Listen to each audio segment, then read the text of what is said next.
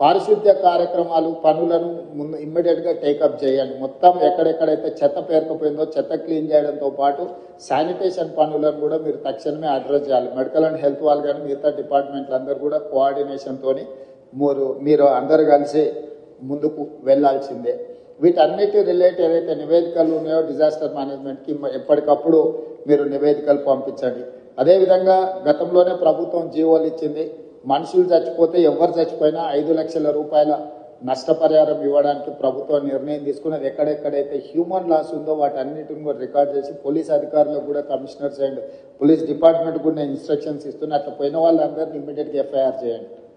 కొన్నిసార్లు ఆలస్యంగా వస్తారు. వాళ్ళు ఒకసారి ఫీల్డ్ వెరిఫికేషన్ చేసి ఎఫ్ఐఆర్లు కడితే రేపు ఇందులో వాళ్ళకి నష్టపరిహారం ఇవ్వాలంటే కూడా ఇవన్నీ అవసరం. మీరు ప్రొసీజరల్ యాక్సెస్ కూడా లేకుండా పోలీస్ అధికారులు కూడా వాళ్ళు ఎవరెవరు ఈ వరదలలో చనిపోయిందో తక్షణమే వాళ్ళ వివరాలన్నీ సేకరించి వెంబడే ఎఫ్ఐఆర్ కట్టి దానికి సంబంధించిన నివేదికలు ఇవ్వండి. అదేవిధంగా పశు సంపద ముఖ్యంగా మేకలు కానీ పశువులు కానీ మేకలు ఇవి చచ్చిపోతే 5,000, ఆవులు బర్రెలు ఈ పెద్దవి ఏవైనా చచ్చిపోతే మనం 50,000 రూపాయలు ఇస్తున్నాం అంటున్నారు. సో 50,000 రూపాయలు ఇస్తున్నాం. వాటిని కూడా వెంబడే అంచనా వేసి ఏ ఒక్కరికి కూడా ఇబ్బంది జరగకుండా చూడండి. పంట నష్టం జరిగిన ప్రాంతాలలో చాలా వరకు పత్తి వరి చేతికొచ్చిన పంట నష్టము ఇవన్నీ కూడా జరిగినాయి కాబట్టి ఎకరాకు 10,000 రూపాయలు మనం రైతులకు పంట నష్టపరిహారం కూడా ఇవ్వాలనుకుంటున్నాం. తక్షణమే ఆ నీట మునిగిన పొలాలను ఇసుక మేటలు పేరుకున్న దగ్గర మనకు ఎన్ఆర్ఈజిఎస్లో స్పెషల్ ప్యాకేజెస్ ఉన్నాయి. ఆ ఇసుక మొత్తం తొలగించడానికి ఎకరాకు 10,000 కాదు ఎకరాకు 1,00,000 కూడా మనము ఎన్ఆర్ఈజిఎస్లో తీసుకోవచ్చు. కాబట్టి ఎన్ఆర్ఈజిఎస్కు సంబంధించిన పంచాయతీరాజ్ వాళ్ళు కూడా మీరు తక్షణమే దాని మీద దృష్టి పెట్టి అంచనాలు వేసి ఆ ఇసుక మేటలు పేరుకున్న రైతులను ఆదుకోవడానికి కూడా దానికి కావాల్సిన అంచనాలు చేయండి.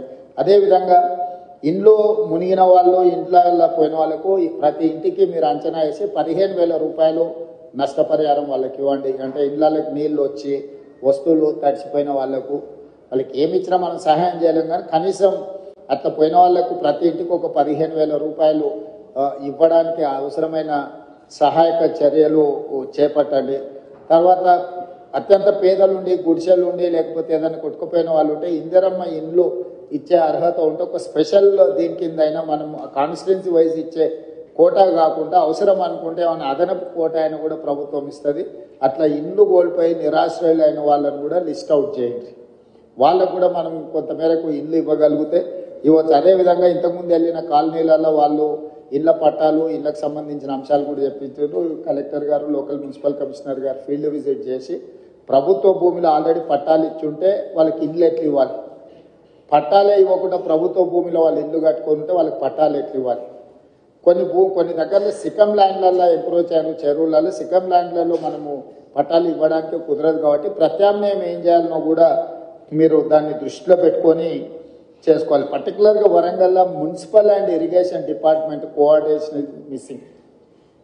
ఇమ్మీడియట్గా ఇన్ఛార్జ్ మినిస్టర్ గారు సంబంధిత అధికారులు మున్సిపల్ అండ్ ఇరిగేషన్ మినిస్టర్ ఈ మున్సిపల్ అండ్ ఇరిగేషన్ అధికారులు కూర్చొని కాంప్రహెన్సివ్గా హన్మకొండ అండ్ వరంగల్ మొత్తానికి మీరు కాంప్రహెన్సివ్ ప్లాన్ చేసుకోవాలి. Warangal outer ring road inside ఏదైతే ఉందో కోర్ అర్బన్ వరంగల్ ఏదైతే ఉందో కోర్ అర్బన్ వరంగల్కి మీరు అండర్ గ్రౌండ్ డ్రైనేజ్ విషయంలో కానీ రోడ్ల విషయంలో కానీ మిగతా డెవలప్మెంటల్ ఇష్యూస్లో కంప్లీట్గా కాంప్రహెన్సివ్ ప్రణాళిక చేసుకోవాల్సింది. దీంట్లో భాగంగానే స్మార్ట్ సిటీలో మీకు కొన్ని నిధులు వచ్చినాయి. మీరు కొంత దూరం స్మార్ట్ సిటీలతో నిధులతో కట్టేసి అక్కడ వదిలేసేది. మీరు అట్లా వదలడం వల్ల ఇంకా పెద్ద సమస్యగా మారుతున్నారు. సో స్టేట్ గవర్నమెంట్ నుంచి అని ఏం కావాలనో శ్రీదేవి గారు మీరు ఆ స్మార్ట్ సిటీలో చేయంగా మిగిలిన పనులు ఏం చేయాలనో కూడా దానికి ఒక నివేదిక తయారు చేయండి. మనం అవసరమైతే ప్రత్యేకంగా బడ్జెట్ ఇచ్చి వరంగల్ మీద ప్రత్యేకంగా ఫోకస్ పెడదాం. పనులు మాత్రం వదిలేయడానికి వీలు లేదు. స్మార్ట్ సిటీలో తెచ్చుకోండి. బ్యాలెన్స్ వర్క్స్ ఏవైతున్నాయో ఖచ్చితంగా స్టేట్ గవర్నమెంట్ నుంచి మీరు ప్రపోజల్ ఇవ్వండి. Government is here to sanction all those ఏవైతే సమస్యలు ఉన్నాయో వాటికి సంబంధించి. అదేవిధంగా ఇప్పటివరకు ఆ స్మార్ట్ సిటీలో మీరు ఫండ్స్ క్లెయిమ్ చేసిందా చేయలేదు, ఎందుకంటే లాస్ట్ టైం ఎక్స్టెన్షన్ తీసుకొచ్చినాం 1 year వరంగల్ స్మార్ట్ సిటీ. ఇప్పుడు దానికి సంబంధించి కూడా మీరు ఏమేమి చేయాలనుకుంటున్నారో వాటన్నిటిని కూడా మీరు ఖచ్చితంగా ఎంబడే టేకప్ చేయాలి. ఈ మీటింగ్ అయిన తర్వాత నేను ఫస్ట్ కలెక్టర్స్ రివ్యూ మీటింగ్ పెట్టుకొని డిపార్ట్మెంట్ హెడ్స్కి నేను సూచన ఏం చేస్తున్నా అంటే head of the department Panchayat Raj principal secretary, irrigation principal secretary, MAUD principal secretary ఇక్కడ ఆల్మోస్ట్ అందరు ఉన్నారు. ఫస్ట్ మీ లెవెల్ ఒక రివ్యూ తీసుకొని గ్రౌండ్ లెవెల్ ఒక కోఆర్డినేషన్ ఆఫీసర్స్తో ఒక కోఆర్డినేషన్ ఆఫీసర్స్ కమిటీని ఇచ్చేసి వాళ్ళు కలిసి ఫీల్డ్ విజిట్ చేయాలి. కలెక్టర్లను కూడా అందులో భాగం చేసి కలెక్టర్ల ద్వారా నివేదికలు తయారు చేస్తే మనం ఏం ఫండ్స్ ఇవ్వడానికి ఉంటుందో మనకు స్పష్టత వస్తుంది. మీరు ఒక నివేదిక తయారు చేసుకున్నాక ఏ జిల్లాకు ఆ జిల్లా, ఫర్ ఎగ్జాంపుల్ వరంగల్ జిల్లా, ఉమ్మడి వరంగల్ జిల్లా ఇన్ఛార్జ్ మంత్రి గారు ప్రజాప్రతినిధుల అధికారులతో ఇమ్మీడియట్గా రివ్యూ తీసుకొని ఆ నివేదికలు తయారు చేస్తే గవర్నమెంట్ ఆఫ్ ఇండియా నుంచి ఫండ్స్ ఎట్లా తెచ్చుకోవాలా, స్టేట్ గవర్నమెంట్ నుంచి ఏం ఫండ్స్ ఇవ్వాలనేది రెండింటి మీద కూడా మేము క్లారిటీ ఇచ్చి దానికి కావాల్సిన నిధులు మంజూరు చేసే కార్యక్రమం తీసుకుంటాం.